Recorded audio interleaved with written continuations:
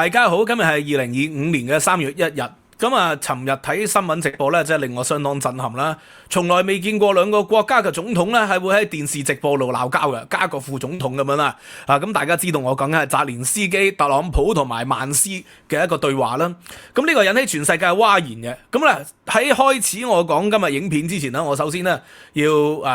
做一個宣佈，就係今個星期連埋呢條影片3條影片講烏克蘭嘅，我都會將收益咧係捐俾資助烏克蘭戰鬥嘅機構。有關嘅連結咧，3條影片下邊咧都會已經有咗有關嘅資料，以及包括咧即係呢個資助嘅機構咧佢哋嘅工作係點樣嘅。嗱，咁我要做一個破障啦。嗱，我呢個唔係一個時事評論員嘅一個頻道嚟嘅，我本人亦都唔係一個時事評論員，我係一個咧透過呢個 YouTube channel 去分享我讀書嘅一啲嘅心得。咁啊，間中我會提及一啲時事嘅題目，但係咧背後我希望咧借時事嘅題目咧講一啲歷史嘅知識或者一啲嘅科學嘅理論、學術嘅理論咁解嘅。咁啊今日亦都唔例外啦，因為喺特朗普要求烏克蘭咧同俄羅斯停戰呢一個嘅討論裏邊咧，涉及到幾個重大嘅概念。第一，喂，就係話歐洲嘅戰場咧應該要交翻俾歐洲啦，有好多特朗普支持者都係有咁嘅講法啦。話過去嗰3年啦，歐洲不作為係要靠晒美國，咁呢一個講法係咪事實呢？呢個講法首先第一並非事實。喺過去3年咧，支援烏克蘭嘅金額最多嘅當然係美國啦，美國係支援咗1190億美元嘅金額，咁係佔整個支援烏克蘭嘅金額裏邊咧42.5%。咁理論上咧係最多嘅單一國家，但係歐盟27國加埋咧係1380億喎，係49.3%，係遠比美國高㗎。歐盟咧佢所支援嘅金額咧係並不比美國少，反而係比美國高添。咁但係好實在嘅就係美國咧就喺拜登政府時期捐咗一大量先進嘅武器。歐盟資助嘅金額咧好多係用於人道救援嘅，呢個係事實。英國咧都有97億美元噶，都唔係一個細嘅金額嚟喎。如果講單一國家咧，第2大就係英國嚟嘅。咁所以咧，有關一啲特朗普支持者言論話歐盟不作為呢個講法咧，並非事實。但係事實就係咧，歐盟也好，美國也好啦，喺過去3年支援烏克蘭嘅戰場咧，係明顯係唔夠嘅，唔足夠嘅。點解唔足夠呢？一個唔公平嘅戰鬥，就係俄軍咧就不斷咧用特別軍事行動嘅名義入侵咗烏克蘭嘅領土，甚至乎咧意圖咧攻入去基輔，而家就佔領咗烏東大量嘅土地。咁但係咧就係烏軍咧長期都唔能夠揮軍北上喎，係近幾月咧先有揮軍北上啦，佔領咗俄國嘅領土，但係大部分時期都係捱打嘅。而呢個嘅歐盟也好，或者係美國也好，英國也好嘅支援咧，都係間接嘅支援嚟嘅啫，並冇派兵啦。個原因就係唔希望咧引爆第3次世界大戰。咁所以咧，唔同嘅國家都係克制嘅。呢個第一個要理解嘅一個概念。第二個理解概念啦，就話喂，美國冇欠你烏克蘭嘅喎，咁所以咧即係仁至義盡咯。而家特朗普要收翻啲資金，亦都係仁至義盡嚟嘅喎。咁呢個好明顯，亦不是事實。喺1994年嘅12月5號，喺布達佩斯就係匈牙利首都咧，就簽訂咗呢個嘅布達佩斯安全備忘錄，而呢個安全備忘錄咧喺聯合國登記註冊咗嘅，係有咧呢個嘅歷史承諾喺裏邊。所以咧，美國也好，英國也好，支援烏克蘭呢係有歷史承諾。點解呢？因為當年烏克蘭呢係擁有核武嘅，而咧當時呢啲西方國家，英國、法國、美國當然仲包括埋中國噶，以及俄國都係咧對烏克蘭咧進行咗保證，包括俄羅斯、英國、美國重申佢係對烏克蘭嘅承諾，根據歐洲安全同埋合作會議最後嘅文件原則咧，尊重烏克蘭嘅獨立、烏克蘭嘅主權同埋現有嘅邊界。現有邊界包括克里米亞同埋包括咧而家烏東被佔領咗嘅領土喎。咁俄國係撕毀咗呢個嘅布達佩斯協議。而美國、英國、歐盟過去嗰3年咧支援烏克蘭咧係有歷史承諾喺裏邊嘅，呢個並非話係無償嘅資助，並非話係呢個雪中送炭咁簡單，而係當年列強包括美國在內嘅一個歷史承諾，就係要求烏克蘭咧放棄核武，然後換取咧佢哋嘅保證就要尊重翻咧佢哋嘅主權同埋現有嘅邊界喎。所以如果呢個嘅特朗普要求同俄羅斯同埋烏克蘭啦停戰，而停戰嘅內容如果包括要求烏克蘭係承認俄羅斯已佔領嘅領土咧，呢個美國就違反咗當年嘅布達佩斯協議嘅備忘錄㗎啦。咁所以呢個係要搞清楚。政治當然係現實，當然係殘酷啦，但係就唔可以漠視歷史嘅事實。歷史事實就係美國承諾咗嘅，所以過去出咗呢千幾億嘅美元呢，係一個歷史嘅承諾嚟嘅。好啦，第二條呢，就係咧俄羅斯、英國、美國重申啊，佢哋有義務不對咧烏克蘭嘅領土完整係使用武力或進行武力威逼，除咗自衛同埋根據聯合國憲章規定嘅其他用途咧，不得咧對烏克蘭使用任何武器。咁所以俄羅斯係違反咗啦，呢個好明顯啦。第三條咧係根據咧歐洲安全合作會議最後嘅文件，俄美英三國啊不得採用咧經濟嘅脅迫烏克蘭服從他國。所以而家特朗普就話唔資助呢個嘅烏克蘭啦，話你係 no cut 即係要停止資助啦。然後要求烏克蘭咧係冇牌咧就要同俄羅斯談判，呢一個咧係違反布達佩斯第3條協議嘅。咁所以清楚特朗普而家做緊嘅嘢係有違美國當年嘅承諾。咁當然啦，你話呢個承諾係好薄弱嘅，佢係一個好薄弱嘅承諾，佢唔係一個正式嘅承諾。咁你當然可以咁講嘅，你可以淡化佢係歷史文件過去咗嘅，咁係可以嘅。咁但係當時就寫得清清楚楚嘅。第4條咧，如果烏克蘭咧係可能被使用核子武器與侵略者嘅行為受害，以及受到他國嘅侵略嘅對象咧，聯合國嘅安全理事會應採取行動並向烏克蘭提供援助。咁但係冇意義啊，因為中國同埋俄國過去嗰3年就喺安全理事會裏邊咧係運用否決權或者棄權，所以就係導致到呢個聯合國冇辦法出兵去維和啊嘛，維持和平啊嘛。呢個亦都係歷史嘅一個諷刺啦。第5，俄羅斯、英國、美國承諾咧唔對核武禁擴散條約國烏克蘭使用核武。咁但係俄國多次威脅要用使用核武咁呢個亦都說明都係個荒謬噶啦。如果出現呢啲承諾嘅質疑嘅時候咧，烏克蘭、俄羅斯、英國、美國以及咧其他國家都應該進行協商。咁好明顯過去嗰3年呢啲國家都冇辦法協商，亦都冇辦法達成共識啦。咁所以再話美國唔係欠咗烏克蘭嘅呢個講法係一個錯誤嘅講法嚟嘅。咁好，而家咧美國使咗1190億美元喺烏克蘭身上，咁當中咧包括人道援助，如果軍事實質援助咧就係685億美元。你使咗685億美元，而家特朗普就提出咧要求咧向烏克蘭索取5000億美元嘅礦產，即係咧你使咗600幾億噶啦，咁啊人道援助咧有300幾億，然後佢就要求咧你要用5000幾億咧作為一個交俾美國達成和平協議一個條件喎。喂，呢個係一個以小博大嚟嘅喎，呢個係一個咧戰爭發國難財嘅一個方法嚟嘅喎，呢個完全係有違人道亦都有違歷史承諾嘅做法，係不能接受嘅。但係仍然有特朗普支持者咧認為咁樣係可取嘅喎。嗱，如果你要收回嗰啲錢，或者你要停止資助咧，咁第一你就違反咗自己歷史承諾啦。咁你係資助少啲，或者有限度地資助，財政上唔可行。咁呢個都可以理解，但係而家咧美國特朗普政府咧就正正利用緊呢個嘅經濟援助，係要求烏克蘭咧拎出5000億美元嘅礦產，而係換唔嚟任何嘅軍事承諾同保障。如果你話烏克蘭拎咗5000億，美國係可以推動烏克蘭加入北約，然後亦都可以駐軍落去烏克蘭，保障俄羅斯或者其他國家下一步唔會再侵略烏克蘭嘅。咁呢5000億即係拎出嚟，大家都可以有商有量啦。但唔係嘅，而家特朗普所提出咧就係呢5000億就我攞，然後咧你哋自己同俄羅斯傾掂去，然後咧我亦都唔會承諾俾你哋加入北約，甚至乎特朗普講到明話即係俄羅斯加入即係烏克蘭加入北約 forget about joining NATO 特朗普完全係咁樣講叫你忘記佢啦亦都話咧你以往失去咗個領土咧，你係冇辦法攞回噶啦。特朗普講明所以錢咧特朗普要攞，但係事情又唔願意做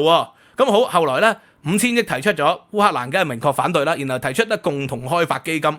共同開發基金咧有一半嘅收益咧就會撥翻去個基金度咧，係俾烏克蘭嘅去發展嘅。咁啊，但係咧仍然咧，澤連斯基只係要提出，咁你要對我有安全嘅承諾先得㗎。如果嗰啲錢就俾咗你共同開發嘅嚇，咁啊共同開發大家都有着數嘅。咁但係咧，你會唔會駐軍落嚟先？你會唔會即係提供呢個嘅長程導彈啊、防衛啊？會唔會提供乜嘢軍事嘅協助啊？咁佢話即係都要交翻，特朗普話要交翻俾歐洲㗎啦。你烏克蘭嘅承諾，所以佢只係使咗600幾億嘅軍事援助嚇，另外300-400億係人道援助啊。然後就意圖奪取烏克蘭嘅5000幾億，呢個完全係一個經濟侵略嚟嘅喎嚇。咁所以俄羅斯佢係明刀明槍搶你嘅領土，而美國嘅特朗普政府咧就係用脅迫嘅方法去掠奪烏克蘭嘅經濟。咁所以如果澤連斯基喺而家呢一刻佢答應咗呢一個冇安全承諾嘅協議啦，簽訂咗呢個礦產協議，然後再要送上去呢個嘅同俄羅斯傾停戰，而換唔嚟任何嘅安全保障，咁呢個係喪權辱國嘅，呢個絕對係不能接受嘅呢個係喪權。如果要接受，就倒不如直接向俄羅斯投降。直接嗱諗下，如果直接向俄羅斯投降，都係承認已經失去咗個領土啫。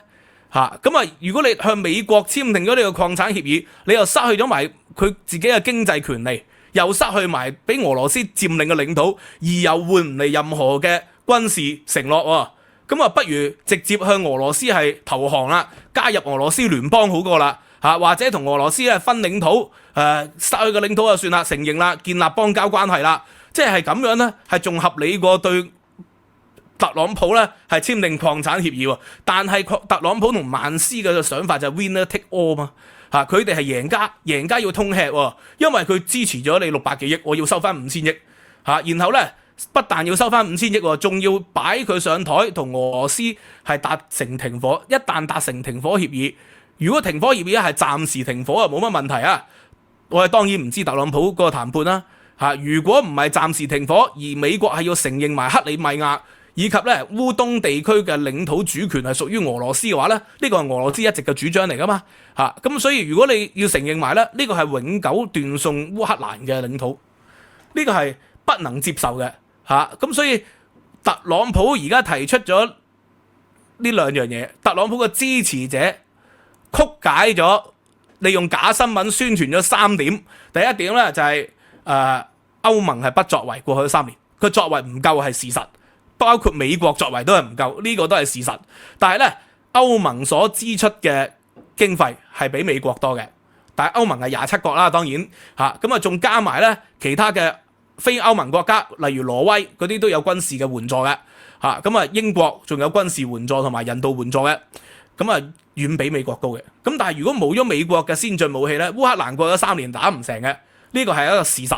咁但係問題你就使咗600幾億嘅，而家佢意圖收翻5000幾億喎，另外咧就話美國係冇欠烏克蘭嘅，呢個係一個歷史嘅謊言嚟嘅，佢係歷史承諾係欠咗烏克蘭嘅，所以要盡翻責任守衛烏克蘭啦。係歷史責任嚟嘅，當然你可以話係歷史文件已經過咗，咁呢個亦都無可奈何嗱。咁所以要釐清咗呢3點啦。咁啊，然後咯，而家特朗普咧，即係所做呢樣嘢咧，同澤連斯基嘅對話咧，引起咗全世界嘅關注啦。呢個可能係鐮魚效應啦，迫使歐盟而家歐盟咧亦都話咧，世界需要新嘅領袖啦。歐盟咧亦都係會加強對烏克蘭嘅支援嚟緊咧會多1000億美元咧係支援烏克蘭。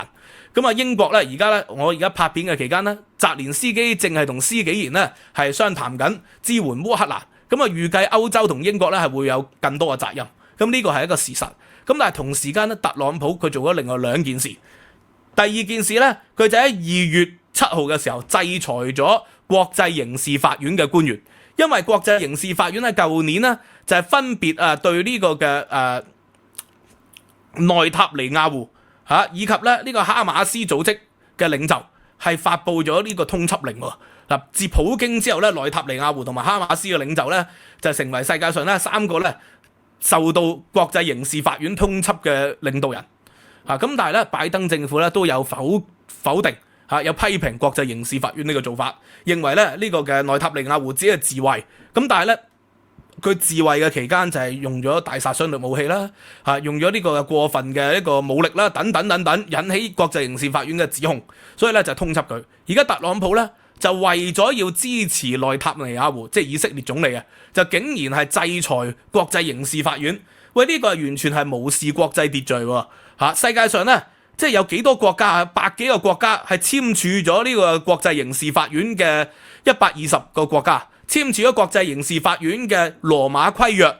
嚇。另外34個國家簽署咗，但係咧係暫時未實行。美國同埋以色列當然就冇簽署啦，中國亦都係啦，俄國亦都係啦。咁但係你唔簽署，你都唔可以制裁120個國家，再加34個國家支持嘅一個國際刑事法院啦，行使呢個國際公義嘅一個做法。咁所以特朗普真係制裁人哋，呢個係違反國際秩序，破壞國際規則同埋社會公義嘅嚇。咁所以由此可見咧，佢就係國際秩序嘅一個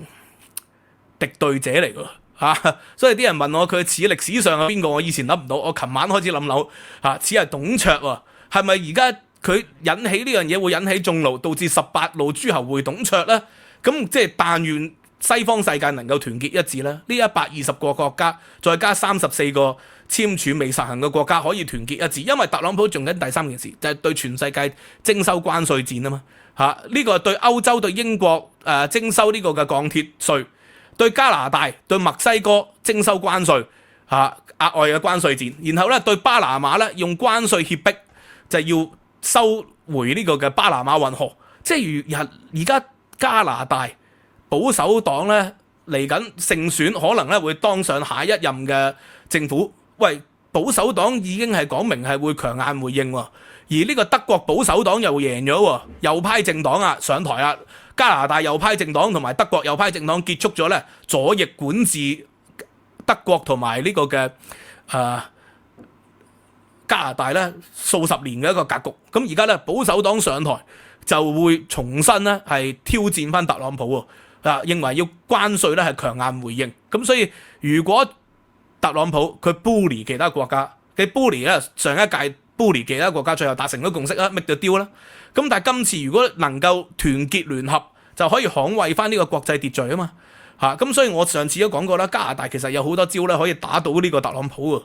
嚇。其實好多嘅，即係之前上一屆咧，佢就禁買或者係限買呢個嘅美國農產品啦，專攻擊啲搖擺州份嚇，搖擺州份嘅農產品。咁當然你對付特朗普唔需要對付整個美國噶嘛，因為南州嗰啲咧就唔需要對付佢嘛，專係打啲搖擺州同埋紅州嚇，即係限制某幾樣農產品嘅出口嚇，鋼鐵嘅出口或者汽車嘅出口。咁呢個對付特朗普已經綽綽有餘。其實加拿大咧仲有一招咧，我就俾個愛國者建議啊嚇，加拿大咧其實係可以馬上宣布啦。如果美國嘅大企業，尤其是加拿大冇嗰啲行業，可以整個清單出嚟，譬如話電影工業啊、荷里活嗰啲啊，或者啲科網企業矽谷嗰啲啊，科技啊 AI 呢啲企業咧，凡有30人以上嘅公司咧，可以遷往加拿大而5年免稅，員工亦都可以5年咧係減半稅。喂，你即刻令到數以萬計嘅美國企業同美國人咧，係移民去加拿大嘅喎。咁當然你又驚炒貴加拿大啲樓，你可以限制佢哋某啲區啦，唔好去啲最貴嘅區啦，去啲人煙稀疏啲嘅區度搞個新矽谷出嚟，新荷里活出嚟，或者 NBA 球隊可以遷移去喎，係咪啊？唔好淨係得多倫多速龍一隊喎，BC 啊、溫哥華啊、列治文嗰啲係咪可以即係整一隊啊？即係美國可以由本土搬過去都得嘅喎，其實係。咁所以咧，即係用呢啲方法係對抗。咁巴拿馬運河都係喎，巴拿馬運河之前咧試過咧就停駛6日啊，結果咧係導致咧美國咧嘅貨運係升咗2成幾嘅呢個金額咁啊，所以其實巴拿馬係咪可以間歇性停運咧？用呢樣嘢去對付翻特朗普嘅主權威脅同埋呢個關稅戰啊嘛咁啊，歐洲亦都係啦，歐洲係咪可以專針對美國嘅肥牛啊農產品啊？嗰啲針對紅州去打擊啦唔需要停用呢個嘅 Twitter 噶唔需要停用 Facebook， 唔需要停用呢個 YouTube 噶 Twitter 就難講啲啊 Twitter 就係呢個 Elon Musk 噶嘛所以咧就可以繼續咧團結南州去打擊呢個搖擺州份，維持翻國際秩序，否則咧呢個就係令到整個世界咧係陷於紛亂你自己內縮行孤立主義，唔再支援烏克蘭，呢個咧係美國可能自己國民嘅選擇啦。但係而家咧佢係要威脅烏克蘭啦，係要同俄羅斯談判，呢個係違反布達佩斯備忘錄嘅。違反咗第3條、第4條嘅，係違反咗國際秩序、國際承諾、歷史責任。咁而同時間咧，對唔同嘅國家產生主權嘅威脅，要求咧呢個嘅巴拿馬運河即係要收回，然後咧就要強迫唔排除用軍事咧去購買呢個嘅丹麥嘅領土，同時間咧亦都侮辱加拿大，話要將加拿大變成第51州。如果世界文明咧唔能夠團結一致咧，優先對付特朗普咧，呢個世界文明嘅秩序咧就唔再存在。大家都知道啦，國與國之間當然係靠利益嘅，咁但係利益以下都仲有啲底層邏輯噶嘛。特朗普就係無視整個底層邏輯、基本嘅道義咁所以咧就係聯結俄羅斯希望咧瓜分烏克蘭，俄羅斯瓜分烏克蘭嘅領土，美國就瓜分烏克蘭嘅礦產。呢樣嘢咧就係一種徹底赤裸嘅經濟殖民。咁所以有啲人就話：喂，佢聯俄希望抗中，呢樣嘢係絕對荒謬嘅。中俄之間嘅關係咧係唔係美國可以撼動嘅，因為咧佢哋領土相連。你諗下啦，即係俄羅斯如果同中國嘅關係鬧反，佢經濟相連、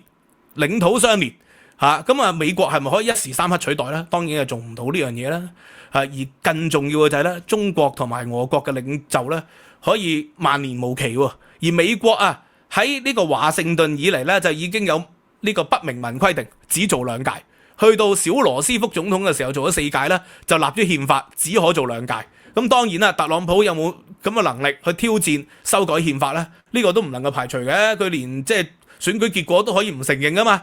可以咧散佈大量嘅假新聞去攻擊噶嘛。咁所以無所不用其極，佢乜都做得出嘅。呢個美國社會咧，1960年以後咧未試過如此撕裂嘅。所以今次呢個撕裂咧，亦都係我認為即係美國從今以後喺世界嘅領導咧喺國際嘅地位咧將會江河日下咁所以世界係需要新嘅團結咁希望歐洲咧能夠即係蘇醒啦。Anyway， 今日講到呢度啦，希望大家喜歡 like、subscribe、share、收評評論 Patreon 啦，有我嘅參考資料、文字摘要、聲音檔，15蚊美元1個月咧就可以無限重溫。年費訂閱仲有 discount， 而家好似做緊優惠希望大家可以支持啦，拜拜。